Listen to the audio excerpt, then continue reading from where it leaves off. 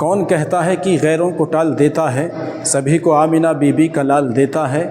نبی کے نام میں نہ جانے کس قدر ہے اثر، میں ڈوبتا ہوں سمندر اچھال دیتا ہے۔ میرا خدا جسے اوجے کمال دیتا ہے، اسے بطول کی چوکھٹ پہ ڈال دیتا ہے۔ پرکھنا جو ہو کسی کو تو یا علی کہہ دو، یہ وہ عمل ہے جو شجرے کھنگال دیتا ہے، یہ وہ عمل ہے جو شجرے کھنگال دیتا ہے۔ ناظرین کرام السلام علیکم ورحمۃ اللہ وبرکاتہ۔ آپ دیکھ رہے ہیں علم غوثیہ نیٹ ورک۔ امید کرتا ہوں آپ سبھی حضرات بخیر و عافیت ہوں گے۔ اللہ رب العزت ہم سب کو شاد و آباد رکھے اور اپنے نبی کے اسوہ حسنہ پر چل کر زندگی گزارنے کی توفیق عطا فرمائے۔ ہم سب کی نیک دلی جائز تمناؤں کو پورا فرمائے اور ہم سب کی جملہ پریشانیوں بیماریوں کو دور فرمائے۔ ہم سب کو دارین کی سعادتوں سے مالا مال فرمائے۔ آج ہم آپ کی خدمت میں حاضر ہیں ایک بہترین روحانی، قرآنی اور تاریخی واقعے کے ساتھ۔ انشاءاللہ امید کرتا ہوں سن کر آپ کا ایمان تازہ ہو جائے گا، آپ کی روح تازہ ہو جائے گی۔ تو آئیے چلتے ہیں واقعے کی طرف۔ واقعہ پسند آئے تو اس کو لائک اور اپنے دوستوں میں شیئر ضرور کر دیں اور ہمارے چینل علم غوثیہ نیٹ ورک کو سبسکرائب ضرور کر لیں۔ آقا کریم صلی اللہ تعالیٰ علیہ وسلم نے ایک مرتبہ حضرت ابو ہریرہ رضی اللہ تعالیٰ عنہ کو صدقہ فطر کے مال کی حفاظت کرنے کے لیے مقرر فرمایا۔ حضرت ابو ہریرہ رضی اللہ تعالیٰ عنہ رات میں صدقہ فطر کے مال کی حفاظت کر رہے تھے۔ ایک رات آپ نے دیکھا کہ آدھی رات کے وقت میں ایک چور آیا اور صدقہ فطر کے مال کو چرانے لگا۔ جو اناج تھا اس سے اپنے تھیلے کو بھرنے لگا، اپنے تھیلے میں اناج بھرنے لگا۔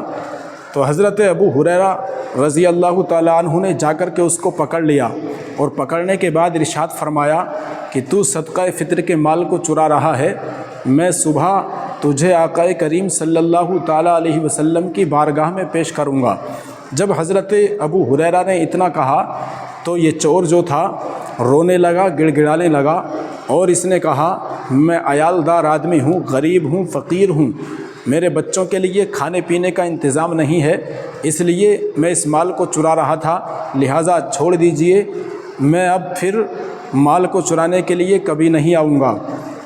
حضرت ابو ہریرہ نے جب اتنا سنا تو ان کو اس پر ترس آ گیا، اس کی فقیری پر، اس کی فاقہ کشی پر ترس آ گیا اور اس کو چھوڑ دیا۔ جب صبح ہوئی آقا کریم صلی اللہ تعالیٰ علیہ وسلم کی اقتداء میں حضرت ابو ہریرہ نے نماز فجر ادا فرمائی۔ نماز فجر ادا فرمانے کے بعد آقا کریم صلی اللہ تعالیٰ علیہ وسلم نے حضرت ابو ہریرہ سے ارشاد فرمایا، اے ابو ہریرہ بتاؤ تمہارے رات والے چور کا کیا بنا؟ اللہ اکبر۔ حضرت ابو ہریرہ رضی اللہ تعالیٰ عنہ نے عرض کی یا رسول اللہ، اس نے اپنی عیالداری پیش کی اور فقر و فاقہ کا شکایت کی کہ میں فقیر ہوں، غریب ہوں، میرے بال بچے بھوکے سے ہیں، لہٰذا کھانے پینے کی کسی اشیاء کا انتظام نہیں تھا، اس لیے مال چرانے کے لیے آ گیا، مجھے اس پر ترس آ گیا یا رسول اللہ، میں نے اس کو چھوڑ دیا۔ آقا کریم صلی اللہ تعالیٰ علیہ وسلم نے ارشاد فرمایا تم نے چھوڑ تو دیا لیکن دھیان رکھنا آج کی رات وہ پھر آئے گا، وہ تم سے جھوٹ بول کر کے گیا ہے۔ یہاں سے آقا کریم صلی اللہ تعالیٰ علیہ وسلم کا علم غیب کا ظہور ہوتا ہے کہ اللہ رب العزت نے اپنے پیارے محبوب کو علم غیب عطا فرمایا، غیب کا علم عطا فرمایا، غیب کے علم کی دولت سے آپ کو مالا مال فرمایا۔ تبھی تو میرے آقا نے ارشاد فرما دیا، اپنے گھر میں بیٹھ کر ابو ہریرہ کے حال کو ملاحظہ فرما لیا اور بتا دیا کہ ابو ہریرہ رات تمہارے ساتھ کیا معاملہ پیش آیا، کون سا واقعہ پیش آیا، کون سی گھٹنا گھٹی۔ آقا نے یہ سب صاف صاف بتا دیا اور یہ بھی بتا دیا کہ وہ تم سے جھوٹ بول کر کے گیا ہے، آج رات پھر آئے گا۔ حضرت ابو ہریرہ اسی طاق میں رہے کہ آقا نے بتا دیا ہے تو آئے گا ضرور، لہٰذا جب آدھی رات کا وقت آیا وہ پھر آ گیا اور پھر فطرانہ کے مال سے اپنے تھیلے کو، اپنے جھولے کو بھرنے لگا۔ پھر ابو ہریرہ نے اس کو پکڑ لیا، پھر اس نے اپنی عیالداری پیش کی اور رونے لگا۔ حضرت ابو ہریرہ کو پھر ترس آ گیا اور اس کو پھر چھوڑ دیا۔ پھر صبح فجر کی نماز میں شامل ہوئے۔ آقا کریم صلی اللہ تعالیٰ علیہ وسلم نے ارشاد فرمایا، ابو ہریرہ تمہارے رات والے چور کا کیا بنا؟ ابو ہریرہ نے کہا یا رسول اللہ، اس نے پھر اپنی عیالداری پیش کی، فاقہ کشی کی شکایت کی، یا رسول اللہ مجھے پھر ترس آ گیا، میں نے اس کو پھر چھوڑ دیا۔ آقا کریم صلی اللہ تعالیٰ علیہ وسلم نے ارشاد فرمایا، ابو ہریرہ دھیان رکھنا، وہ تم سے جھوٹ بول کر کے گیا ہے، آج کی رات وہ پھر آئے گا۔ حضرت ابو ہریرہ پھر اس کی طاق میں رہے۔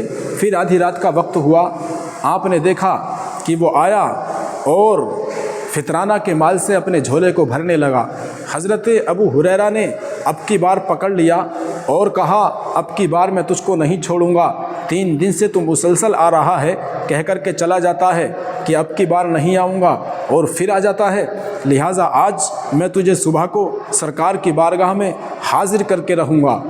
اب جناب والا اس نے کہا، اے ابو ہریرہ مجھے چھوڑ دو، کیونکہ میں کوئی عام انسان نہیں ہوں، میں شیطانوں کا سردار ابلیس ہوں، میں شیطانوں کا سردار ابلیس ہوں۔ ابو ہریرہ نے کہا، تو پھر میں تجھے نبی کی بارگاہ میں ضرور حاضر کروں گا۔ اب یہ شیطان کہنے لگا کہ مجھے چھوڑ دو، میں تمہیں ایک فائدے کی بات بتاؤں گا، میں تمہیں ایک فائدے کی بات بتاؤں گا جو تمہارے بہت کام آئے گی۔ حضرت ابو ہریرہ نے ارشاد فرمایا، بتا چل وہ فائدے کی بات کون سی ہے، وہ کام کی بات کون سی ہے، اسی کو بتا۔ تو یہ ابلیس کہنے لگا، اے ابو ہریرہ جو بھی نبی کا غلام، جو بھی نبی کا امتی، جو بھی مسلمان رات کو سوتے وقت ایک مرتبہ آیت الکرسی پڑھ کر کے سوئے گا، اس کے گھر میں کبھی شیطان داخل نہیں ہوگا، اس کے گھر میں کبھی شیطان نہیں آئے گا، اس کے گھر میں کبھی شیطان داخل نہیں ہوگا۔ میرے محترم بزرگوں اور دوستو، آقا کریم صلی اللہ تعالیٰ علیہ وسلم نے جو فرمایا تھا وہ ہو کر کے رہا۔ حضرت ابو ہریرہ رضی اللہ تعالیٰ عنہ نے جب اتنا سنا تو اس کو چھوڑ دیا۔ اب آقا کریم صلی اللہ تعالیٰ علیہ وسلم کی بارگاہ میں حضرت ابو ہریرہ پھر حاضر ہوئے۔ آقا نے ارشاد فرمایا، ابو ہریرہ تمہارے رات والے چور کا کیا بنا؟ حضرت ابو ہریرہ نے عرض کی، یا رسول اللہ وہ پھر آیا تھا لیکن ایک کام کی بات بتا کر کے گیا ہے۔ آقا نے ارشاد فرمایا، وہ کیا ہے؟ حضرت ابو ہریرہ نے بیان کی، یا رسول اللہ اس نے کہا، جو آپ کا امتی، آپ کا غلام آیت الکرسی پڑھ کر کے سوئے گا، اس کے گھر میں کبھی شیطان داخل نہیں ہوگا۔ آقا کریم صلی اللہ تعالیٰ علیہ وسلم نے ارشاد فرمایا کہ وہ ہے تو جھوٹا کیونکہ ابلیس ہے، لیکن یہ بات بالکل سچ بتا کر کے گیا ہے کہ جو میرا امتی آیت الکرسی پڑھ کر کے سوئے گا، اس کے گھر میں کبھی شیطان داخل نہیں ہوگا۔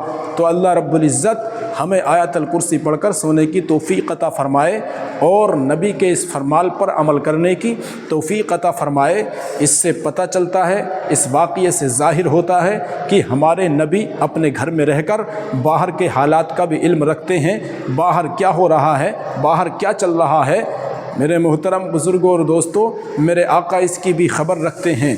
تو جناب والا اللہ رب العزت ہماری اس گفتگو کو قبول فرمائے، اور واقعہ پسند آیا ہو تو اس کو لائک اور اپنے دوستوں میں شیئر ضرور کر دیں، اور ایسے ہی روحانی، قرآنی، عرفانی اور حدیثی واقعات سماعت کرنے کے لیے، دیکھنے کے لیے ہمارے یوٹیوب چینل علم غوثیہ نیٹ ورک کو سبسکرائب ضرور کر لیں، تاکہ آئندہ آنے والی وقت پر ایسی ہی شاندار روحانی ویڈیو آپ تک پہنچتی رہیں، اور کمنٹس کے ذریعے اپنی رائے کا اظہار کریں۔ آپ کو یہ باتیں پسند آ رہی ہیں، آپ کو یہ واقعات پسند آ رہے ہیں، تاکہ ہماری حوصلہ افزائی ہو اور ہم اور بھی اچھی طریقے سے آپ کی بارگاہ تک، آپ کی خدمت میں نبی کی زندگی کے بہترین واقعات پیش کر سکیں۔ تو اللہ رب العزت اسے قبول فرمائے۔ اب دیجیے اجازت۔ السلام علیکم ورحمۃ اللہ وبرکاتہ۔